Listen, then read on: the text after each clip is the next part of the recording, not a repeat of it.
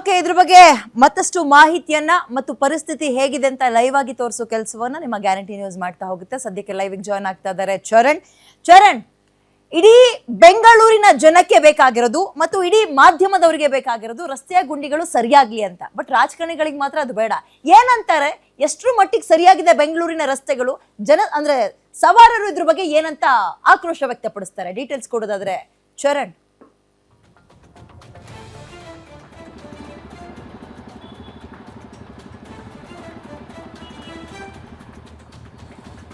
S ವಿದ್ಯಾ, ಪ್ರಮುಖವಾಗಿ ಬೆಂಗಳೂರಿನ ರಸ್ತೆಗಳು ಒಂದು ಕಡೆಯಲ್ಲಿ ಬೆಂಗಳೂರು ಹೋಗಿ ಗುಂಡಿಯೂರು ಅನ್ನುವಂಥ ಹೆಸರು ಕೂಡ ಪಡೆದುಕೊಳ್ತಾ ಇದೆ. ಪ್ರಮುಖವಾಗಿ ನಾನೀಗ ನವರಂಗ ಸರ್ಕಲ್ ಬಳಿ ಇದ್ದೀನಿ. ಈ ಒಂದು ರಸ್ತೆ ಏನಿದೆ ಸಂಪೂರ್ಣವಾಗಿ ಹೆವಿ ವೆಹಿಕಲ್ಗಳ ಓಡಾಟ ಇರುವಂತಹ ರಸ್ತೆ ಅಂತ ಹೇಳಿದ್ರೆ ಏನೋ ಬೆಂಗಳೂರಿನ ಒಳಗೆ ಪ್ರವೇಶಿಸಿದಂತಹ ಬೇರೆ ಬೇರೆ ಜಿಲ್ಲೆಗಳಿಂದ ಬಂದಂತಹ ಬಸ್ಸುಗಳು ಏನಿದೆ ಅದರ ಜೊತೆಗೆ ಘನ ವಾಹನಗಳು ಎಲ್ಲ ಈ ಒಂದು ರಸ್ತೆಯನ್ನು ಹಾದು ಹೋಗುತ್ತೆ. ಈ ಒಂದು ಸರ್ಕಲ್ನ ದಾಟಿಯೇ ಮೆಜೆಸ್ಟಿಕ್ಗೆ ಮತ್ತೆ ವಿವಿಧ ಭಾಗಗಳಿಗೆ ಹೋಗುತ್ತೆ. ಆದರೆ ಈ ರಸ್ತೆಯ ಪರಿಸ್ಥಿತಿಯನ್ನು ನೀವು ಗಮನಿಸ್ತಾ ಇರಬಹುದು, ಸಂಪೂರ್ಣವಾಗಿ ಹದಗೆಟ್ಟು ಹೋಗಿದೆ. ಎಲ್ಲಿ ಕಣ್ಣು ಹಾಯಿಸಿದಷ್ಟು ದೂರಕ್ಕೂ ಗುಂಡಿಯೇ ಕಾಣ್ತಾ ಇದೆ, ಹೊರತಾಗಿ ಬೇರೇನೂ ಕಾಣಿಸ್ತಾ ಇಲ್ಲ.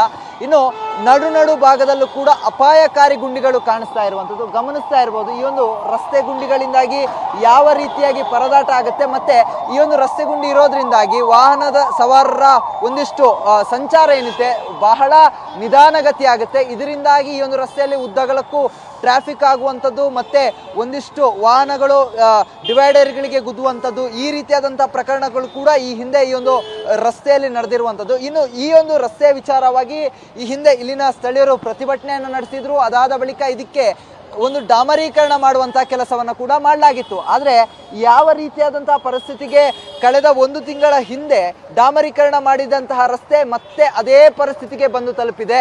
ಬೃಹತಾಕಾರದ ಗುಂಡಿಗಳು ರಸ್ತೆಯ ಮಧ್ಯದಲ್ಲಿ ಹುಟ್ಟಿಕೊಂಡಿದೆ. ಇದರಿಂದಾಗಿ ದಿನನಿತ್ಯ ಓಡಾಡುವಂತಹ ಸವಾರರು ಒಂದೆಡೆ ಪರದಾಡೋದ್ರ ಜೊತೆಗೆ ಘನ ವಾಹನಗಳು ಬರೋದ್ರಿಂದಾಗಿ ಒಂದಿಷ್ಟು ಆತಂಕದ ಪರಿಸ್ಥಿತಿ ಕೂಡ ಸೃಷ್ಟಿಯಾಗಿರುವಂಥದ್ದು. ಯಾಕಂತ ಹೇಳಿದ್ರೆ ವೇಗವಾಗಿ ಬಸ್ಸುಗಳಾಗಿರ್ಬೋದು, ಖಾಸಗಿ ಲಾರಿಗಳಾಗಿರ್ಬೋದು, ಇವೆಲ್ಲ ಕೂಡ ಬರ್ತಾ ಇರುತ್ತೆ. ಅಂತಹ ಸಂದರ್ಭದಲ್ಲಿ ದ್ವಿಚಕ್ರ ವಾಹನಗಳು ಓಡಾಟವನ್ನು ನಡೆಸುವಂತಹ ಸಂದರ್ಭದಲ್ಲಿ ಅವರು ಎಡವಿ ಗಾಡಿಯ ಕೆಳಗೆ ಬೀಳುವಂತಹದ್ದು, ಈ ರೀತಿಯಾದಂತಹ ಘಟನೆಗಳು ಕೂಡ ನಡೆಯುವಂತಹ ಸಾಧ್ಯತೆ ಇದೆ. ಇದರ ಜೊತೆಗೆ ಈ ಒಂದು ಜಾಗದಲ್ಲಿ ಅನೇಕ ಈ ರೀತಿಯಾದಂತಹ ಘಟನೆಗಳಾಗಿದೆ.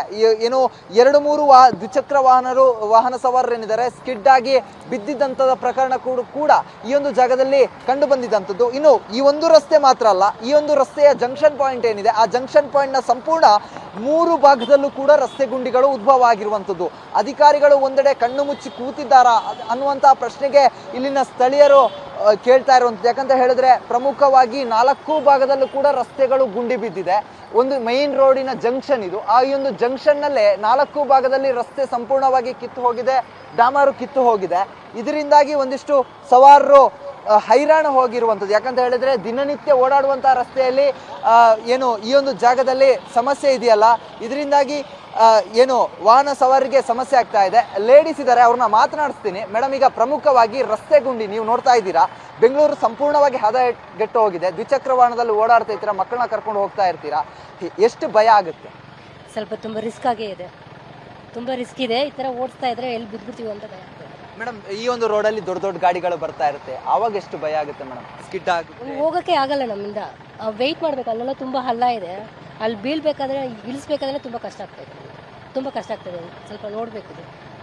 ಇದಿಷ್ಟು ವಿದ್ಯಾ ಇಲ್ಲಿನ ವಾಹನ ಸವಾರರು ಹೇಳ್ತಾ ಇರುವಂಥದ್ದು. ಯಾಕಂತ ಹೇಳಿದ್ರೆ ಒಂದು ಕಡೆಯಲ್ಲಿ ಸಂಪೂರ್ಣವಾಗಿ ಹಳ್ಳ ಇದೆ, ಇದರ ಜೊತೆಗೆ ಘನ ವಾಹನಗಳು ಓಡಾಡ್ತಾ ಇರುತ್ತೆ, ಮತ್ತೆ ಜಂಕ್ಷನ್ ಪಾಯಿಂಟ್ ಆಗಿರೋದ್ರಿಂದಾಗಿ ವೇಗವಾಗಿ ಬೇರೆ ಕಡೆಯಿಂದ ಕೂಡ ವಾಹನಗಳು ನುಗ್ತಾ ಇರುತ್ತೆ.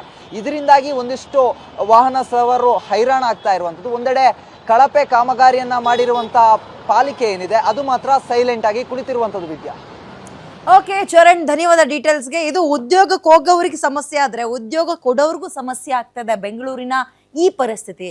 ನೋಡಿ, ನಮ್ಮ ಎಂಪ್ಲಾಯಿಗಳು ಮನೆಯಿಂದ ಇಲ್ಲಿಗೆ ಒಂದು 10-15 ನಿಮಿಷಕ್ಕೆ ಬರುವಂತಹ ದಾರಿಯಲ್ಲಿ 1-1.5 ಗಂಟೆ ತಗೊಳ್ತಾ ಇದ್ದಾರೆ. ಹಿಂಗಾದ್ರೆ ನಾವು ಬೆಂಗಳೂರಲ್ಲಿ ಇರಲ್ಲ ಅಂತ ಇದ್ದಾರೆ ಕಂಪನಿಗಳ ಓನರ್ಗಳು.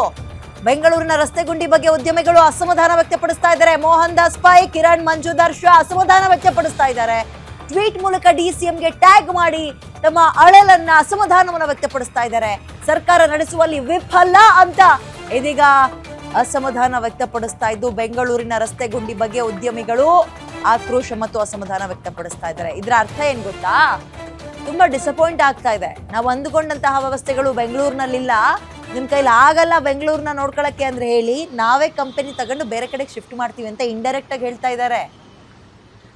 ಈ ಶಾರ್ಟ್ಸ್ನ ಅರ್ಥ ಮಾಡ್ಕೋಬೇಕು ನಾವುಗಳು ಎಲ್ರು. ಮೋಹನ್ ದಾಸ್ ಪೈ ಅವರು ಸೇರಿದಂತೆ ಇನ್ನು ಹಲವು ದೊಡ್ಡ ದೊಡ್ಡ ಉದ್ಯಮಿಗಳು ಮೆಸೇಜ್ ಹಾಕ್ತಾ ಇದ್ದಾರೆ. ನೋಡಿ, ಬೇರೆ ರಾಜ್ಯದ ಕ್ಯಾಪಿಟಲ್ ರಾಜಧಾನಿಗಳಿರ್ತಾವಲ್ಲ, ಅವರು ತುದಿಗಾಲಲ್ಲಿ ನಿಂತು ಕಾಯ್ತಾ ಇದ್ದಾರೆ ನಮ್ಮಲ್ಲಿ ಬರ್ಲಿ, ಉದ್ಯೋಗ ಅವಕಾಶ ನಮ್ಮಲ್ಲಿ ಜಾಸ್ತಿ ಆಗುತ್ತೆ ಅಂತ. ಬೆಂಗಳೂರಿನಲ್ಲಿ ಎಲ್ಲ ಇದೆ, ನಮಗೆ ನೆಟ್ಟಿಗೆ ಒಂದು ರಸ್ತೆ ಮಾಡ್ಕೊಡಕ್ ಆಗ್ತಾ ಇಲ್ಲ ಅವರು.